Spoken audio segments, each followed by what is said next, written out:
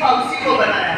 बहरहाल ये मेरे अबू बकर सिद्दीक की शान है। हुजूर सवार में कंधों पर। अब जिन लोगों ने गारे सौर देखा होगा, अल्लाह हम सबको गारे सौर देखना नसीब फरमा। आज तो रास्ते बना दिए गए हैं, आज तो चढ़ने के लिए सीढ़ियां बन गई होंगी, लेकिन उस वक्त जब अबू बकर सिद्दीक ने हुजूर को लेकर के गारे सौर पर चढ़े थे ना, उस वक्त कुछ भी नहीं था।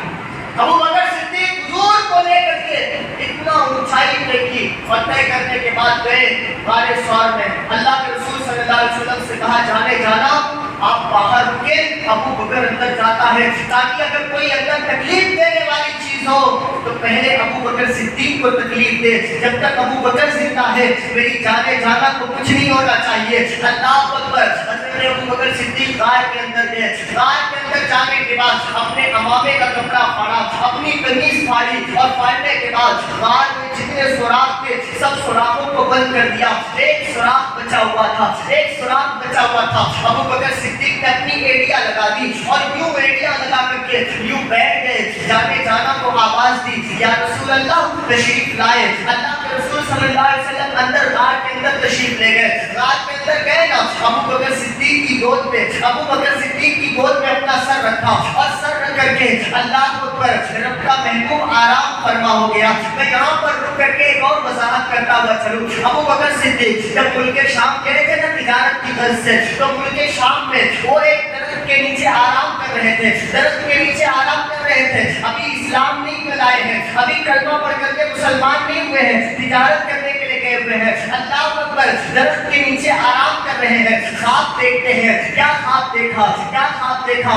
अल्लाह अकबर, ख्वाब में देखा ना कि चांद मेरी गोद में आ गया है, चांद मेरी गोद में आ गया है। अल्लाह अकबर, जब ख्वाब देखा ना घबरा गए, उठे। सामने एक काहिन था, उस काहिन के पास गए, उस नजूमी के पास गए और जाने के बाद कहा, सुनो मैंने ख्वाब देखा है कि चांद मेरी गोद में उतर गया है। अल्लाह अकबर, उस नजूमी ने पूछा, तुम कौन हो, तुम्हारा नाम क्या है? कहा, मेरा नाम अब्दुल्ला है। हज़रत अबू बकर सिद्दीक का पुराना नाम अब्दुल्ला है। अल्लाह अकबर, और अबू बकर आपकी कुन्नियत है। हज़रत अबू बकर सिद्दीक कहते मेरा नाम अब्दुल्ला है। कहा, कौन से कबीले से ताल्लुक रखते हो? कहा, कबीले कुरैश से ताल्लुक रखता हूँ। कहा, सुनो फिर अपनी पीठ दिखाओ। अल्लाह अकबर, हज़रत अबू बकर सिद्दीक ने अपनी पीठ दिखाई। जब पीठ दिखाई ना तो कहा, मुबारक हो तुम नबी के यारे गार बनने वाले हो, मुबारक हो तुम कलमा पढ़ करके मुसलमान होने वाले हो। और सुनो, मक्का में नबी के आखिरुज़्ज़मा मबूस होते हैं, तुम उनके यारे गार भी बनोगे, उनके यारे मज़ार भी बनोगे। अल्लाह अकबर, अबू बकर सिद्दीक ने उस वक्त ख्वाब देखा था कि चांद मेरी गोद में आ चुका था, चांद मेरी गोद में आ गया है, चांद मेरी गोद में है। अबू बकर ने ख्वाब देखा, चांद मेरी गोद में है, और ख्वाब की ताबीर गारे सौर में हो रही है, ख्वाब की ताबीर गारे सौर में हो रही है। इधर देखा था चांद गोद में है और गारे सौर में वाकई चांद गोद में, गारे सौर में चांद गोद में था। यानी इधर ख्वाब देखा, इधर ख्वाब मुकम्मल, उसकी ताबीर बयान हो रही है, चांद गोद में आ चुका है। अल्लाह अकबर। और अबू बकर सिद्दीक कहते हैं मेरी जिंदगी का सबसे बड़ा मकसद है कि मैं हुजूर के चेहरे को देखता हूं, मेरी तमन्ना है मैं हुजूर के चेहरे को देखता हूं, हुजूर को देखता रहूं। आज गारे सौर में कोई डिस्टर्ब करने वाला नहीं था, कोई रोक टोक करने वाला नहीं था। अबू बकर सिद्दीक ने दिल खोल करके गारे सौर में हुजूर को देखा, अपने यार को देखा। अल्लाह अकबर। लेकिन बरसों से मुंतजिर एक आशिक और भी था, गार में बरसों से मुंतजिर इंतजार करता एक आशिक और भी था। उसने अबू बकर सिद्दीक सुराख से उस सामने अबू बकर सिद्दीक के पैरों को यूं छुआ और कहा, अबू बकर पैर हटा लेना मेरे यार, तू देखना चाहता है, मैं भी बेचैन हूं, मैं भी हुजूर को देखना चाहता हूं, अबू बकर हटा लेना। अब दोनों आशिकों में लड़ाई चल रही। अबू बकर कहते मैं नहीं हटाता, साहब कहता हटा ले, वो कहते नहीं हटाऊंगा, वो कहता हटा ले।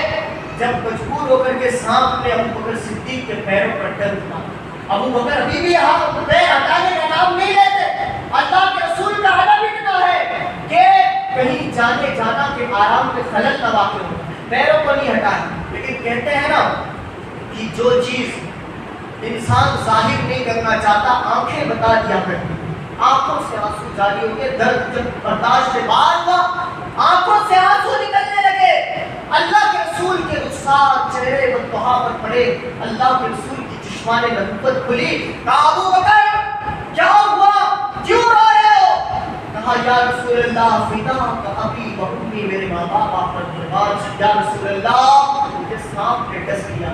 اللہ کے رسول صلی اللہ علیہ وسلم سے جب اتنا کہا, اللہ کے رسول نے لعاب دہن نکالا, ابو بکر صدیق کے پیروں پر لگایا. ابو بکر صدیق کہتے ایسا محسوس ہوا نا جیسے کبھی سانپ نے مجھے ڈسا ہی نہ, کبھی سانپ نے ڈسا ہی نہ ہو, ایسا محسوس ہوا. میں بہت وضاحت نہیں کرنا چاہتا ورنہ میری بات نہیں مکمل ہوگی. بہرحال ادھر حضور ابو بکر صدیق کے گود میں سر رکھ کر کے آرام کر رہے تھے, ادھر کفار و مشرکین ڈھونڈتے ڈھونڈتے غار ثور تک پہنچ گئے. لیکن اللہ کا کرنا ایسا ہوا کہ اللہ نے حکم دیا مکڑیوں کو, انہوں نے فوراً غار کے منہ پر جالا تان دیا. بکریوں نے جالا تان دیا اور کبوتریوں نے تازے تازے انڈے دے دیے وہاں پر. اب جب کفار آئے تو انہوں نے سوچا کہ یہاں پر انڈے دیے ہوئے ہیں, بکری کا جالا بنا ہوا ہے, اگر کوئی اندر گیا ہوتا تو انڈے ٹوٹ گئے ہوتے, اگر کوئی اندر گیا ہوتا تو مکڑی کا جالا کیسے ہوتا. انہیں یہ نہیں پتا تھا کہ خدا جس کی حفاظت کرتا ہے نا وہ بڑے عجیب طریقے سے اس کی حفاظت کیا کرتا ہے. بہرحال مکڑی نے جالے تان دیے, کبوتریوں نے انڈے دے دیے. ابو بکر صدیق نے جب پیروں کو دیکھا نا, کفار و مشرکین کے پیروں کو باہر سے دیکھا, ابو بکر صدیق گھبرانے لگے. اپنی جان کی فکر نہیں تھی عزیزوں, حضور کے جان کی فکر تھی. حضور صلی اللہ علیہ وسلم سے محبت تھی ابو بکر صدیق کو. انہوں نے کہا یا رسول اللہ, یا رسول اللہ, باہر کفار و مشرکین آ چکے ہیں, کہیں ایسا نہ ہو ہمیں پکڑ لے اور ہمیں قید کر لے. اللہ کے رسول صلی اللہ علیہ وسلم نے کہا اے میرے صاحب, اے میرے دوست, اے میرے یار غار, لا تحزن ان اللہ معنا. قرآن کی آیت میں دونوں یاروں کی گفتگو کو اللہ نے قرآن میں بیان کیا, لا تحزن ان اللہ معنا. اے میرے دوست مت ڈر, اللہ ہمارے ساتھ. مکہ والے خلاف ہے تو کیا ہوا, اللہ ہمارے ساتھ. وہ میرے عزیزوں کی جملہ کتنا سکون دیتا ہے جب دنیا خلاف ہو جائے, دل ٹوٹ جائے, مشکلات کے پہاڑ سروں پر آ جائے تو دل کے ایک کونے سے تسلی کے لیے آواز آتی ہے, کیا ہوا, دنیا نے ساتھ چھوڑ دیا تو کیا ہوا, اللہ ہمارے ساتھ ہے, اللہ ہمارے ساتھ ہے. یہ جملہ بڑا سکون دیتا ہے میرے عزیزوں. کبھی بھی مشکل گھڑی آئے, کتنی بھی کٹھنائی آئے نا, اس وقت اپنے دل کو یہ کہنا کوئی ساتھ ہو نہ ہو, اللہ ہمارے ساتھ ہے, اللہ ہمارے ساتھ ہے. اور پھر اس سے بھی بڑا سکون اس بات پر ملتا ہے کہ وہ اللہ ہمارے ساتھ ہے ہی, لیکن وہ ہم سے 70 ماہوں سے زیادہ پیار بھی کرتا ہے, وہ 70 ماہوں سے زیادہ پیار بھی کرتا ہے. بہرحال حضور صلی اللہ علیہ وسلم نے غار میں اپنے وقت گزارے, اور گزارنے کے بعد اللہ کے رسول صلی اللہ علیہ وسلم نے جس کافر کو اونٹنی دی تھی اور دینے کے بعد اجرت پہ رکھا تھا ناشتہ بتانے کے لیے, وہ اونٹنی لے کر کے آیا. اللہ کے رسول صلی اللہ علیہ وسلم اپنے یار غار کے ساتھ ایک اونٹنی پر ابو بکر صدیق اور ایک اور غلام سوار ہوتا ہے, اور ایک اونٹ پر اللہ کے رسول صلی اللہ علیہ وسلم سوار ہوتے ہیں.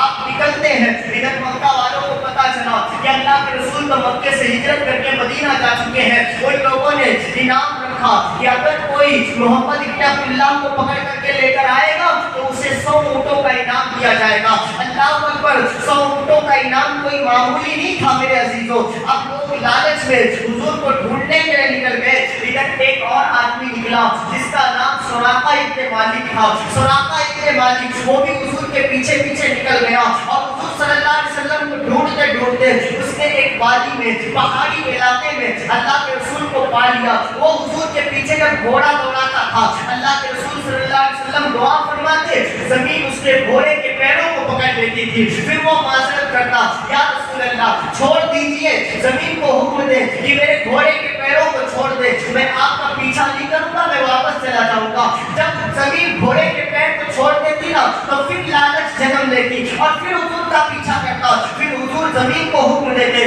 زمین اس کے گھوڑے کے پیروں کو پکڑ لیتی. دوسری مرتبہ پھر عرض کرنے لگا, یا رسول اللہ چھوڑ دیجئے, میں واپس چلا جاؤں گا, آپ کا پیچھا نہیں کروں گا. اللہ اکبر, حضور نے دعا کی, زمین نے اس گھوڑے کے پیروں کو چھوڑ دیا. پھر وہ واپس لالچ نے جنم لیا اور تیسری مرتبہ پھر حضور کا پیچھا کیا. حضور نے پھر دعا کی, زمین نے اس کے گھوڑے کے پیروں کو پکڑ لیا. اسے پتا چل گیا کہ اب کچھ نہیں ہو سکتا ہے, یہ امام الانبیاء ہے. اللہ رب العزت نے انہیں اتنا پاور دیا ہے کہ زمین کو حکم دے تو زمین گھوڑے کے پیروں کو پکڑ لیتی ہے. اللہ اکبر, وہ سمجھ گیا. اس نے کہا, یا رسول اللہ اب میں پکا واپس چلا جاؤں گا, اب میں نہیں آپ کا پیچھا کروں گا. زمین کو حکم دے، زمین میرے گھوڑے کے پیروں کو چھوڑ دے۔ اللہ کے رسول نے کہا او سراقہ تو 100 اونٹوں کی لالچ میں میرا پیچھا کر رہا ہے، اے سراقہ میں تیرے ہاتھوں میں کسرا کا کنگن دیکھ رہا ہوں، اے سراقہ تیرے ہاتھوں میں کسرا کا کنگن دیکھ رہا ہوں، تو 100 اونٹوں کی لالچ کرتا ہے، اے سراقہ ایک وقت آئے گا تیرے ہاتھوں میں کسرا کا کنگن پہنایا جائے گا۔ اللہ اکبر۔ سراقہ نے کہا یا رسول اللہ مجھے امان کا پروانہ لکھ دیجئے، کیونکہ اسے فکر تھی کہ جو مکہ چھوڑ کر کے جا رہا ہے اس کو اس کے ساتھ اللہ کی اتنی مدد ہے کہ اگر زمین کو حکم دے دے تو زمین گھوڑے کے پیر کو پکڑ لے۔ جس دن وہ فاتحانہ شان و شوکت کے ساتھ واپس مکہ آئے گا اس دن اس کا عالم کیا ہوگا، اس دن پھر ہم کہاں جائیں گے۔ اس نے امان کا پروانہ لیا اور واپس آ گئے مکہ کی طرف۔ یہ سراقہ ابن مالک حضرت عمر کے دور میں ایک جنگ چل رہی تھی، کئی دنوں سے جنگ فتح نہیں ہو رہی، اس میں سراقہ ابن مالک بھی تھے۔ حضرت عمر کے دور میں کلمہ پڑھ کے مسلمان ہو چکے تھے، بعد میں جب اللہ کے رسول نے مکہ فتح کیا تو جو سراقہ پیچھا کر رہے تھے، گھوڑوں نے گھوڑے کے پیروں کو زمین میں پکڑ لیا تھا، وہ سراقہ واپس لوٹے اور پھر اس کے بعد جب اللہ کے رسول نے مکہ فتح کیا نا تو انہوں نے پھر واپس کلمہ پڑھا، مسلمان ہو گئے۔ اب حضرت عمر فاروق کا دور ہے، جنگ لڑی جا رہی ہے، جنگ فتح نہیں ہو رہی۔ انہوں نے جو سپہ سالار تھا جنگ کا اس سے کہا سنو ایک کام کرو، مجھے منجنیق میں ڈالو۔ منجنیق پہلے کے دور کا کچھ آتا تھا، اس کے ذریعے حملہ کیا جاتا تھا سامنے والوں پر، اس میں بم بارود رکھ کر کے آگ رکھ کر کے اس طرف پھینکا جاتا تھا۔ وہ منجنیق ایک پھینکنے والی چیز تھی کہ ادھر سے اٹھا کے ادھر پھینک دو۔ تو انہوں نے کہا ایک کام کرو، قلعے کے اس پار جو تھے وہ یہودی اور نصرانی قلعے کے اس پار تھے، بت پرست لوگ اس پار تھے اور یہ لوگ اس پار تھے، قلعے کے بیچ میں قلعے کی دیوار آ جاتی تھی مضبوط، اس لیے قلعہ فتح ہی نہیں ہو رہا تھا۔ اور جب مسلمان ان کو باہر نکلنے کے لیے کہتے تو وہ لوگ ادھر سے پتھر کی بارش کرتے اور مسلمانوں کو پتھروں سے مارتے تھے۔ حضرت سراقہ نے کہا ایک کام کرو، مجھے منجنیق میں ڈالو اور منجنیق میں ڈال کر کے مجھے دیوار کے اس پار پھینک دو، میں اس پار جاؤں گا اور قلعے کا دروازہ کھول دوں گا اور قلعے کا دروازہ کھول دوں گا، پھر تم سب اندر آ جانا اور جنگ جیت جائیں گے ہم اور اسلام کا پرچم پھہرا دیں گے۔ اور تو سپہ سالار نے کہا اے سراقہ کیسی عجیب بات کرتے ہو، اگر تمہیں منجنیق میں ڈال کر کے دیوار کو اس پار پھینکا گیا تو تمہاری ہڈیاں بھی سلامت نہیں رہ جائیں گی، تمہاری ہڈیاں ٹوٹ کر کے چکنا چور ہو جائیں گی۔ اللہ اکبر۔ اور اگر تم بچ بھی گئے تو ادھر جو ان کے جوان کھڑے ہیں ان کے ہاتھوں میں ننگی تلواریں ہیں، وہ تمہارے جسم کی بوٹیاں کر دیں گے۔ حضرت سراقہ نے کہا او لوگوں مجھے کچھ نہیں ہو سکتا ہے، مجھے کچھ نہیں ہو سکتا ہے۔ کہا اے سراقہ ایسا کیوں کہہ رہے ہو؟ کہا اللہ کے رسول نے کہا تھا کہ اے سراقہ اس وقت تک تجھے موت نہیں آئے گی جب تک تیرے ہاتھوں میں کسرا کا کنگن نہیں آئے گا۔ کسرا کا کنگن ابھی تک میرے ہاتھوں میں نہیں آیا ہے اور مجھے یقین ہے کہ جب تک میں کسرا کا کنگن نہیں پہنوں گا مجھے موت نہیں آنے والی ہے۔ اللہ اکبر۔ حضرت عمر کے زمانے میں جب کسرا کا بادشاہ کسرا کو فتح کیا گیا نا تو کسرا کے بادشاہ کا کنگن مانے غنیمت میں آیا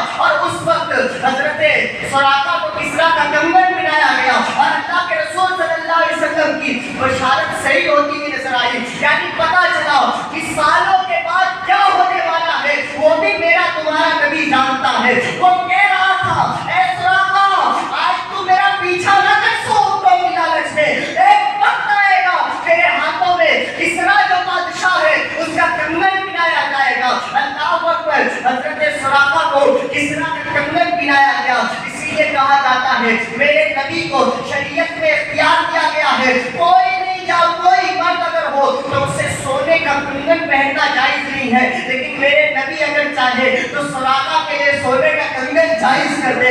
میرے نبی کو شریعت میں اختیار دیا گیا ہے جہاں پانی عطا کرتے بھری جنت ہبا کرتے، جہاں پانی عطا کرتے بھری جنت ہبا کرتے، نبی مختار کل ہے جس کو جو چاہے عطا کرتے۔ سبحان اللہ۔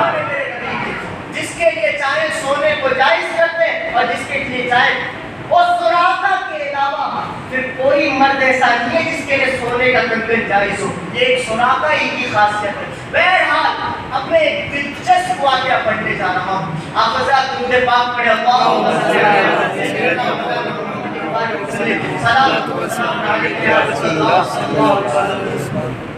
اللہ کے رسول نے اپنا سفر آگے بڑھایا، مدینہ کی جانب جا رہے، راستے میں اللہ کے رسول صلی اللہ علیہ وسلم کو بتقاضے بشریت اللہ نے تو بھیجا تھا انسانی لباس میں ملبس کر، تھے تو نور لیکن انسانی جامہ بنا کر کے بھیجا۔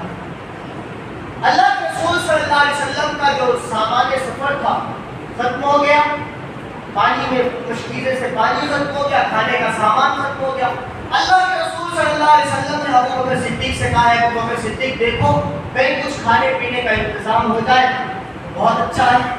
ابو بکر صدیق نے دور دور تک نظریں دوڑائی تو دیکھا کہ سامنے ایک کٹیا نظر آ رہی، سامنے ایک کٹیا، ایک جھوپڑی نظر آ رہی۔ ابو بکر صدیق نے کہا یا رسول اللہ کچھ اور تو نظر نہیں آتا، وہ سامنے ایک جھوپڑی نظر آ رہی ہے، چلو چلتے ہیں، ہو سکتا ہے کچھ کھانے پینے کا انتظام ہو جائے۔ اللہ کے رسول اپنے یار غار کے ساتھ اس جھوپڑی کی طرف تشریف لے جاتے ہیں۔ اس جھوپڑی میں ایک ضعیف، کمزور اور بوڑھی عورت تھی جس کو دنیا حضرت ام معبد کے نام سے جانتی ہے، حضرت ام معبد کے نام سے جانتی ہے۔ اللہ کے رسول صلی اللہ علیہ وسلم نے حضرت ام معبد سے کہا بی بی خاتون ہم مسافر لوگ ہیں، ہمارے کھانے کا سامان ختم ہو گیا ہے، اگر آپ کے پاس کچھ ہو تو دے دیں، آپ کی سزا نوازی ہوگی، آپ کچھ کھلا دیں، آپ ہماری مہمان نوازی کر دیں، ہم لوگوں کے پاس کھانے کا سامان ختم ہو گیا ہے۔ ام معبد کہتی ہے کیا کروں، آپ کو ضرور کھلاتی لیکن میرے گھر میں کھانے کا کوئی سامان ہی موجود نہیں، میرے گھر میں کچھ بھی نہیں ہے کھانے کے لیے، سب کچھ جو تھا وہ ختم ہو چکا ہے۔ اللہ کے رسول نے دیکھا کہ سامنے ایک کمزور بکری، بیمار بکری بیٹھی ہوئی تھی جو اتنی بیمار تھی، اتنی لاغر اور اتنی کمزور تھی نا کہ وہ اپنی طاقت سے خود کھڑی بھی نہیں ہو سکتی، اتنی بیمار بکری تھی ام معبد کی کہ وہ خود سے کھڑی بھی نہیں ہو سکتی تھی، بیماری اتنی تھی، اس کو کمزوری اتنی تھی۔ اللہ کے رسول صلی اللہ علیہ وسلم کیا شان ہے میرے محبوب کی، جو بچپن میں اگر سواری پر سوار ہو جائے تو کمزور اٹھنی کے تھن دودھ سے بھر جائے، جو اگر حلیمہ سعدیہ کے قبیلے میں چلا جائے تو حلیمہ سعدیہ کی بے جان بکریوں میں جان آ جائے اور حلیمہ کی بکریاں دودھ دینے لگے، تو اب تو اعلان نبوت کے بعد کیا شان ہوگی، 53 سال کی عمر میں کیا شان ہوگی میرے سرکار کی۔ بہرحال میرے عزیزوں، اللہ کے رسول نے دیکھا ایک کمزور بکری ہے، زمین سے لگی ہوئی ہے، بیٹھی ہوئی ہے، اتنی کمزور ہے کہ جو ام معبد کا شوہر تھا وہ دوسری بکریوں کو لے جاتا تھا چراگاہ میں چرانے کے لیے، لیکن اس بکری کے اندر اتنی طاقت نہیں تھی کہ یہ چل کر کے چرنے بھی جا سکے، اس کے اندر اتنی بھی طاقت نہیں تھی، زمین سے لگی ہوئی بیٹھی تھی۔ اللہ کے رسول نے کہا او خاتون اگر تم اجازت دو تو ہم اس بکری سے دودھ دو لیں، اس بکری سے دودھ دو لیں۔ ام معبد کہتی ہے ارے آپ عجیب بات کرتے ہو، یہ بکری اتنے دنوں سے بیمار ہے، یہ چل نہیں سکتی تو دودھ کہاں سے دے سکتی ہے؟ اللہ کے رسول نے کہا او خاتون بکری دینا تمہارا کام ہے، دودھ نکالنا ہمارا کام ہے، بکری دینا تمہارا کام ہے، دودھ نکالنا ہمارا کام ہے۔ اللہ کے رسول نے اس بکری کو لایا گیا، اللہ کے رسول صلی اللہ علیہ وسلم نے بکری کے سر پر ہاتھ پھیرا، بکری کے سر پر ہاتھ پھیرا، اللہ اکبر۔ او میرے عزیزو، بکری کے سر پر ہاتھ پھیرنا ہی تھا کہ کمزور بکری میں جان آ گئی، جو بکری کھڑی بھی نہیں ہو سکتی تھی وہ بکری اٹھ کر کے کھڑی ہو گئی۔ اللہ اکبر۔ اللہ کے رسول صلی اللہ علیہ وسلم نے بسم اللہ پڑھا اور اس بکری کے پستان پر ہاتھ لگایا، پستان پر ہاتھ لگانا ہی تھا کہ بکری کے تھن دودھ سے بھر گئے۔ اللہ اکبر۔ بکری کے تھن دودھ سے بھر گئے۔ اللہ کے رسول صلی اللہ علیہ وسلم نے کہا او خاتون اپنے گھر کے برتن تو لانا۔ وہ خاتون سوچتی ہے کہ بکری کے تھن میں دودھ تو آ چکے ہیں، چلو ایک برتن دودھ نکلے گا۔ اللہ اکبر۔ گھر میں جاتی ہے، ایک چھوٹا سا برتن لے کر کے آتی ہے، اللہ کے رسول دودھ دونا شروع کرتے ہیں۔ اللہ اکبر۔ ام معبد کہتی ہے میں برتن لے کر کے گئی، اللہ کے رسول نے دودھ دو کر کے اس برتن کو بھر دیا، کہا اے خاتون دوسرا برتن لے کر کے آؤ، دوسرا لائی، دوسرا بھی دودھ سے بھر دیا، کہا تیسرا لا، تیسرا لائی، تیسرا بھی دودھ سے بھر گیا۔ ام معبد کہتی ہے میں میرے گھر کے برتن ایک ایک کر کے لاتی جاتی تھی، حضور میرے گھر کے برتن کو دودھ سے بھرتے جاتے تھے، حضور میرے گھر کے برتن کو دودھ سے بھرتے جاتے تھے، یا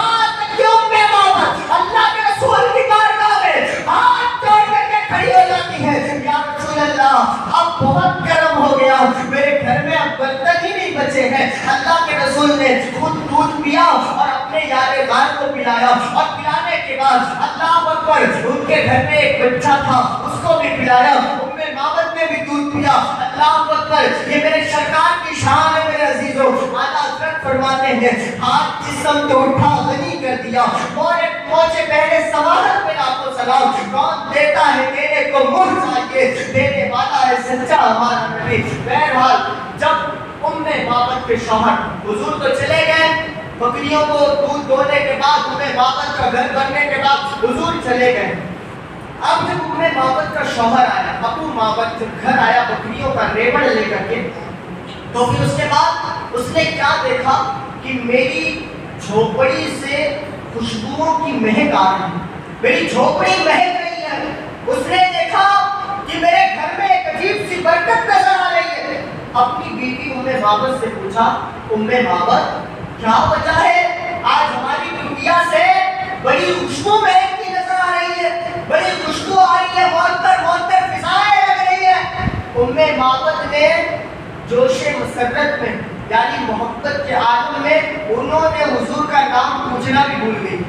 انہوں نے کہا، انہوں نے اپنے طریقے سے نام بنایا، کہا ایک مبارک شخص آئے تھے، مبارک آئے تھے میرے گھر۔ کہا کیسے دکھتے تھے وہ؟ کہا کیسے دکھتے تھے یہ مت پوچھو، ان کی آنکھیں چمکتی ہوئی تھی، ان کے پلکیں بڑی بڑی تھی، ان کے ہونٹ اللہ اکبر گلاب کی پنکھڑیوں کی طرح تھے، لمبی لمبی زلفیں تھی ان کی، اللہ اکبر ان کا چہرہ چاند سا چمکتا تھا، اور وہ بڑے حسین و جمیل تھے، حسن و جمال میں یکتائے روزگار تھے، بڑی اچھی اخلاق کے مالک تھے، بات میں نرمی تھی، بات کرتے تھے تو ایسا لگتا تھا کہ لبوں سے پھول جھڑتے ہوں۔ اللہ اکبر، معبد کہتی ہے کہ جب میں نے ان کو دور سے دیکھا تو وہ مجھے بڑے سونے لگے، جب میں نے دور سے دیکھا بڑے حسین و جمیل لگے، جب میں نے دور سے دیکھا نا تو حسن و جمال میں یکتائے روزگار لگے، لیکن جب وہ قریب آئے نا تو اس سے کئی گنا زیادہ مجھے خوبصورت لگے، جب وہ قریب آئے نا تو میں نے جتنا سوچا تھا اس سے زیادہ حسین و جمیل لگے۔ اللہ اکبر، اب معبد کے گھر کا ماحول ہی یہی بن گیا، کھانا کھانے بیٹھتے تو حضور کے حسن کا تذکرہ ہوتا، بس گھر میں تھوڑی دیر کے لیے بیٹھتے حضور کی باتیں چھڑ جاتی، مبارک ایسا تھا، مبارک ایسا تھا، مبارک ایسا تھا۔ اللہ اکبر، جب معبد کا شوہر بکریاں چرا کر کے گھر آتا تھا نا، کھانے پر بیٹھتا تھا نا تو کہتا تھا بتاؤ نا وہ مبارک کے ہونٹ کیسے تھے، بتاؤ نا وہ مبارک کی زلفیں کیسی تھی، بتاؤ نا وہ مبارک کا چہرہ کیسا تھا، بتاؤ نا وہ مبارک دکھنا کیسا تھا۔ گویا کہ معبد کے گھر پر معبد کی جھوپڑی میں ہر دن حضور کا تذکرہ ہونے لگا، اور ہم عاشقوں کی زبان میں کہیے تو میں کیوں کہوں گا معبد کے گھر میں ہر دن میلاد کی محفلیں سجنے لگی، ہر دن میلاد کی محفلیں سجنے لگی۔ اور پھر اس کے بعد اللہ نے وہ موقع بھی نصیب کیا کہ وہ دونوں حضور کی بارگاہ میں حاضر ہوتے ہیں اور کلمہ پڑھ کر کے مشرف پر اسلام ہو جاتے ہیں۔ میرے عزیزوں، بیان اور آگے بڑھانا تھا لیکن بس یہی وقت نے ساتھ دیا۔ انشاءاللہ یہاں سے کل حضور صلی اللہ علیہ وسلم کس طریقے سے مدینہ میں جاتے ہیں اور مدینہ والے کس شان و شوکت سے حضور کا استقبال کرتے ہیں اور حضور کی راہ میں اپنی پلکیں بچھا دیتے ہیں، انشاءاللہ وہ بیان کرنے کے بعد حضور کے معجزات پر گفتگو ہوگی، اور پرسوں کی رات میں انشاءاللہ آخری رات ہوگی، وہ پرسوں کی رات، تو اس رات میں انشاءاللہ حضور کے ولادت کے وقت جو جلوے نظر آئے تھے اور حضور کی ولادت کا تذکرہ ہوگا انشاءاللہ۔ تو کل کے دن جہاں تک ہو سکے گا حضور کی زندگی پڑھنے کی کوشش کریں گے اور اس کے بعد حضور کے معجزات پڑھیں گے تاکہ آپ لوگوں کو بھی پتہ چلے کہ میرے نبی کے جیسا کوئی نبی نہیں، میرے نبی کے جیسا کوئی نبی نہیں ہے، ان کی شان بڑی نرالی ہے، وہ بڑے اعلیٰ ہیں میرے عزیزوں۔ اس لیے کل انشاءاللہ حضور کی مدنی زندگی سے تھوڑا سا حضور جاتے ہیں اور مکہ والے خوشیاں مناتے ہیں۔ حضور جب مکہ میں گئے تھے تو وہ دن بھی سوموار کا تھا، دن بھی سوموار کا تھا، مہینہ بھی ربیع الاول کا تھا اور تاریخ 12 تھی جس دن حضور مدینہ میں انٹر ہوئے تھے۔ انشاءاللہ اس پر کل گفتگو کی جائے گی۔ اللہ کی بارگاہ میں دعا ہے مولا کہنے سننے سے زیادہ عمل کی توفیق عطا فرمائے، ہم سب کو حضور کی سیرت کی بے شمار برکتیں نصیب فرمائے۔ اگر کوئی غلطی ہو گئی ہو تو توبہ کرتا ہوں، استغفر استغفرullah ربی من کل ذنب واتوب الیہ. زندگیاں بیت گئی اور قدم ٹوٹ گئے، تیرے اوصاف کا ایک باب بھی پورا نہ ہوا. وما علینا الا البلاغ. السلام علیکم ورحمۃ اللہ وبرکاتہ. کھڑے ہو جائیں.